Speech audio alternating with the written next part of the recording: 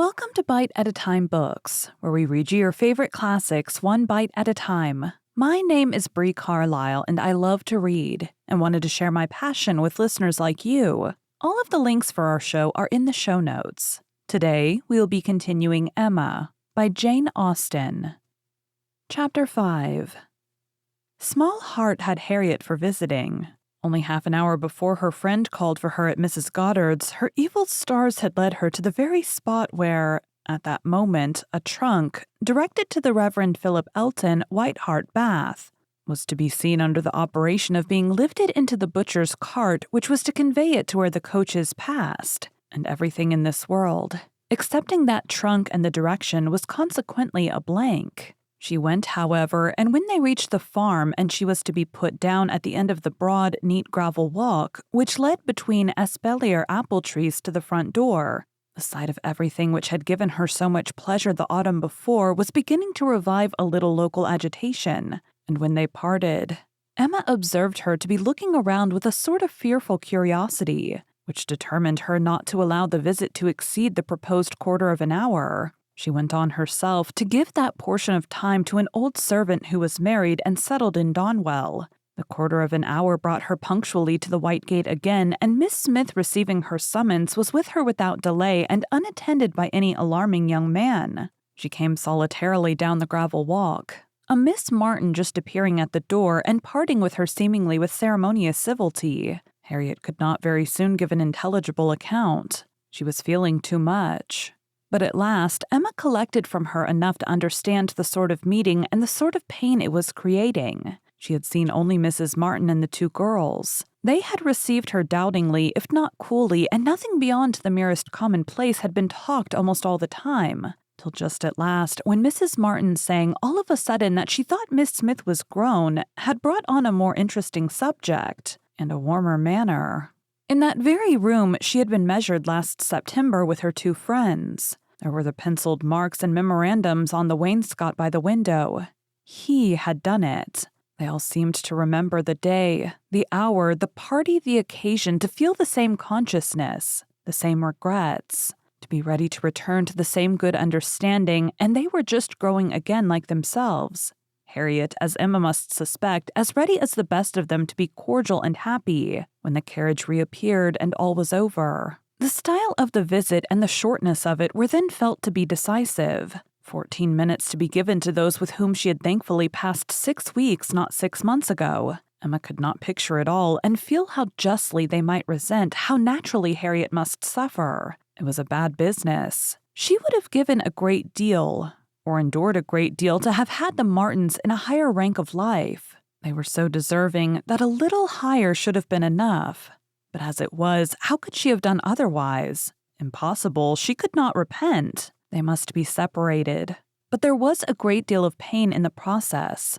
So much to herself at this time that she soon felt the necessity of a little consolation, and resolved on going home by way of Randalls to procure it. Her mind was quite sick of Mr. Elton and the Martins. The refreshment of Randalls was absolutely necessary. It was a good scheme.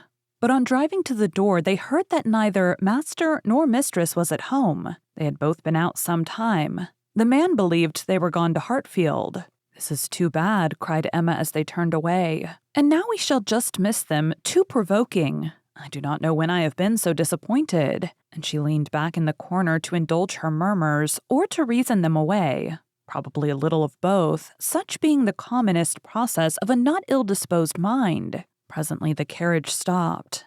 She looked up. It was stopped by Mr. and Mrs. Weston, who were standing to speak to her. There was an instant pleasure in the sight of them. And still greater pleasure was conveyed in sound, for Mr. Weston immediately accosted her with, "How do you do?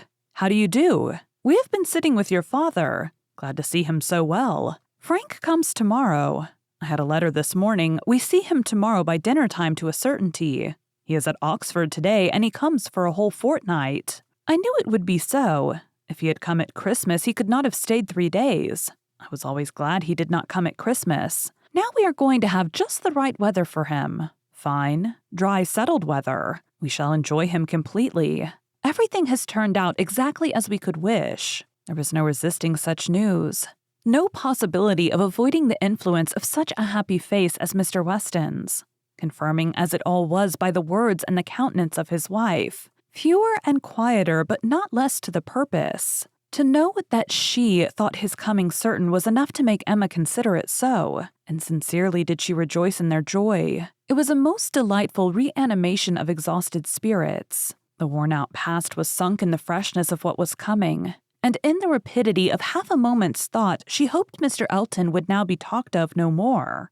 Mr. Weston gave her the history of the engagements at Enscombe, which allowed his son to answer for having an entire fortnight at his command, as well as the route and the method of his journey, and she listened, and smiled, and congratulated. "I shall soon bring him over to Hartfield," said he at the conclusion. Emma could imagine she saw a touch of the arm at this speech from his wife. "We had better move on, Mr. Weston," said she. "We are detaining the girls." Well, I am ready." And turning again to Emma, "But you must not be expecting such a very fine young man. You have only had my account, you know. I dare say he is really nothing extraordinary." Though his own sparkling eyes at the moment were speaking a very different conviction. Emma could look perfectly unconscious and innocent and answer in a manner that appropriated nothing. "Think of me tomorrow, my dear Emma, about 4 o'clock," was Mrs. Weston's parting injunction, spoken with some anxiety and meant only for her. 4 o'clock. "Depend upon it, he will be here by 3, was Mr. Weston's quick amendment. And so ended a most satisfactory meeting. Emma's spirits were mounted quite up to happiness. Everything wore a different air. James and his horses seemed not half so sluggish as before. When she looked at the hedges, she thought the elder at least must soon be coming out. And when she turned round to Harriet, she saw something like a look of spring, a tender smile even there. "Will Mr. Frank Churchill pass through Bath as well as Oxford?" was a question, however, which did not augur much. But neither geography nor tranquility could come all at once, and Emma was now in a humor to resolve that they should both come in time. The morning of the interesting day arrived, and Mrs. Weston's faithful pupil did not forget either at 10 or 11 or 12 o'clock that she was to think of her at 4. "My dear, dear anxious friend," said she in mental soliloquy while walking downstairs from her own room. "Always over-careful for everybody's comfort but your own. I see you now in all your little fidgets going again and again into this room to be sure that all is right." The clock struck 12 as she passed through the hall. "'Tis 12. I shall not forget to think of you 4 hours hence, and by this time tomorrow, perhaps, or a little later, I may be thinking of the possibility of all their calling here. I am sure they will bring him soon." She opened the parlor door and saw 2 gentlemen sitting with her father, Mr. Weston and his son. They had been arrived only a few minutes, and Mr. Weston had scarcely finished his explanation of Frank's being a day before his time, and her father was yet in the midst of his very civil welcome and congratulations, when she appeared, to have her share of surprise, introduction, and pleasure. The Frank Churchill so long talked of, so high an interest was actually before her. He was presented to her, and she did not think too much had been said in his praise. He was a very good-looking young man. Height, air, address, all were unexceptionable, and his countenance had a great deal of the spirit and liveliness of his father's. He looked quick and sensible. She felt immediately that she should like him, and there was a well-bred ease of manner and a readiness to talk which convinced her that he came intending to be acquainted with her, and that acquainted they soon must be. He had reached Randalls the evening before. She was pleased with the eagerness to arrive, which had made him alter his plan and travel earlier, later, and quicker, that he might gain half a day. "I told you yesterday," cried Mr. Weston with exultation. "I told you all that he would be here before the time named. I remembered what I used to do myself. One cannot creep upon a journey. One cannot help getting on faster than one has planned, and the pleasure of coming in upon one's friends before the lookout begins is worth a great deal more than any little exertion it needs." "It is a great pleasure where one can indulge it," said the young man, "though there are not many houses that I should presume on so far, but in coming home, I felt I might do anything." The word home made his father look on him with fresh complacency. Emma was directly sure that he knew how to make himself agreeable. The conviction was strengthened by what followed. He was very much pleased with Randalls, thought it a most admirably arranged house, would hardly allow it even to be very small, admired the situation, the walk to Highbury, Highbury itself, Hartfield still more, and professed himself to have always felt the sort of interest in the country which none but one's own country gives, and the greatest curiosity to visit it. That he should never have been able to indulge so amiable a feeling before passed suspiciously through Emma's brain, but still, if it were a falsehood, it was a pleasant one, and pleasantly handled. His manner had no air of study or exaggeration. He did really look and speak as if in a state of no common enjoyment. Their subjects in general were such as belonged to an opening acquaintance. On his side were the inquiries. Was she a horsewoman? Pleasant rides? Pleasant walks? Had they a large neighborhood? Highbury perhaps afforded society enough. There were several very pretty houses in and about it. Balls? Had they balls?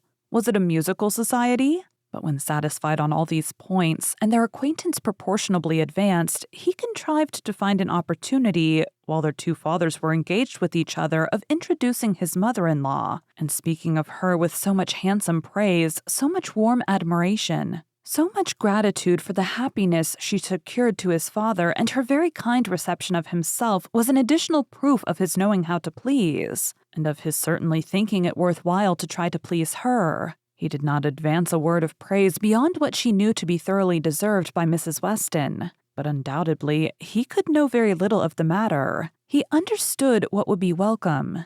He could be sure of little else. His father's marriage, he said, had been the wisest measure. Every friend must rejoice in it. And the family from whom he had received such a blessing must be ever considered as having conferred the highest obligation on him. He got as near as he could to thanking her for Miss Taylor's merits, without seeming quite to forget that in the common course of things, it was to be rather supposed that Miss Taylor had formed Miss Woodhouse's character, than Miss Woodhouse Miss Taylor's. And at last, as if resolved to qualify his opinion completely for traveling round to its object, he wound it all up with astonishment at the youth and beauty of her person. Elegant, agreeable manners I was prepared for, said he. But I confess that considering everything, I had not expected more than a very tolerably well-looking woman of a certain age. I did not know that I was to find a pretty young woman in Mrs. Weston. You cannot see too much perfection in Mrs. Weston for my feelings, said Emma. Were you to guess her to be 18, I should listen with pleasure. But she would be ready to quarrel with you for using such words. Don't let her imagine that you have spoken of her as a pretty young woman. I hope I should know better, he replied. No. Depend upon it, with a gallant bow, that in addressing Mrs. Weston I should understand whom I praise without any danger of being thought extravagant in my terms. Emma wondered whether the same suspicion of what might be expected from their knowing each other, which had taken strong possession of her mind, had ever crossed his, and whether his compliments were to be considered as marks of acquiescence or proofs of defiance. She must see more of him to understand his ways. At present, she only felt they were agreeable. She had no doubt of what Mr. Weston was often thinking about. His quick eye she detected again and again glancing towards them with a happy expression, and even when he might have determined not to look, she was confident that he was often listening. Her own father's perfect exemption from any thought of the kind, the entire deficiency in him of all such sort of penetration or suspicion, was a most comfortable circumstance. Happily, he was not farther from approving matrimony than from foreseeing it. Though always objecting to every marriage that was arranged, he never suffered beforehand from the apprehension of any. It seemed as if he could not think so ill of any two persons understanding as to suppose that they meant to marry till it were proved against them. She blessed the favoring blindness. He could now, without the drawback of a single unpleasant surmise, without a glance forward at any possible treachery in his guest, give way to all his natural, kind-hearted civility and solicitous inquiries after Mr. Frank Churchill's accommodation on his journey, through the sad evils of sleeping 2 nights on the road, and express very genuine, unmixed anxiety to know that he had certainly escaped catching cold, which, however, he could not allow him to feel quite assured of himself till after another night. A reasonable visit paid, Mr. Weston began to move. He must be going. He had business at the Crown about his hay and a great many errands for Mrs. Weston at Ford's, but he need not hurry anybody else. His son, too well bred to hear the hint, rose immediately also saying, "As you are going farther on business, sir, I will take the opportunity of paying a visit which must be paid some day or other, and therefore may as well be paid now. I have the honor of being acquainted with a neighbor of yours," turning to Emma, "a lady residing in or near Highbury, A family of the name of Fairfax. I shall have no difficulty, I suppose, in finding the house, though Fairfax, I believe, is not the proper name. I should rather say Barnes or Bates. Do you know any family of that name?" "To be sure we do," cried his father. "Mrs. Bates. We passed her house. I saw Miss Bates at the window." True, you are acquainted with Miss Fairfax. I remember you knew her at Weymouth, and a fine girl she is. Call upon her by all means." "There is no necessity for my calling this morning," said the young man. "Another day would do as well, but there was that degree of acquaintance at Weymouth which— Oh, go today, do not defer it. What is right to be done cannot be done too soon. And besides, I must give you a hint, Frank, any want of attention to her here should be carefully avoided. You saw her with the Campbells when she was equal of everybody she mixed with. But here she is with a poor old grandmother who has barely enough to live on. If you do not call early, it will be a slight."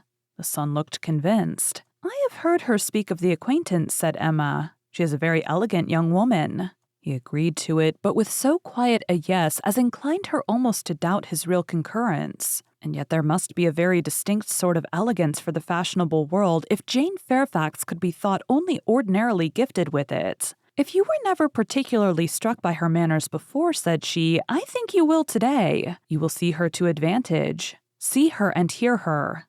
No, I am afraid you will not hear her at all, for she has an aunt who never holds her tongue." "You are acquainted with Miss Jane Fairfax, sir, are you?" said Mr. Woodhouse, always the last to make his way in conversation. "Then give me leave to assure you that you will find her a very agreeable young lady. She is staying here on a visit to her grandmamma and aunt. Very worthy people. I have known them all my life. They will be extremely glad to see you, I am sure, and one of my servants shall go with you to show you the way." "My dear sir, upon no account in the world. My father can direct me." "But your father is not going so far. He is only going to the Crown, quite on the other side of the street. And there are a great many houses. You might be very much at a loss. And it is a very dirty walk unless you keep on the footpath. But my coachman can tell you where you had best cross the street." Mr. Frank Churchill still declined it, looking as serious as he could, and his father gave his hearty support by calling out, "My good friend, this is quite unnecessary. Frank knows a puddle of water when he sees it, and as to Mrs. Bates, he may get there from the Crown in a hop, step, and jump."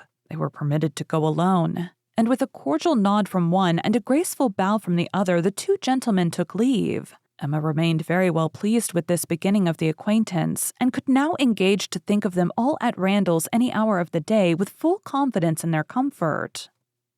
Thank you for joining Bite at a Time Books today, while we read a bite of one of your favorite classics. All of the links for our show are in the show notes. We are part of the Bite at a Time Books Productions Network. If you ever wondered what inspired your favorite classic novelists to write their stories, what was happening in their lives or the world at the time, check out Bite at a Time Books, Behind the Story, Tuesdays wherever you listen to podcasts. Again, my name is Bree Carlile, and I hope you come back tomorrow while we take the next bite of Emma.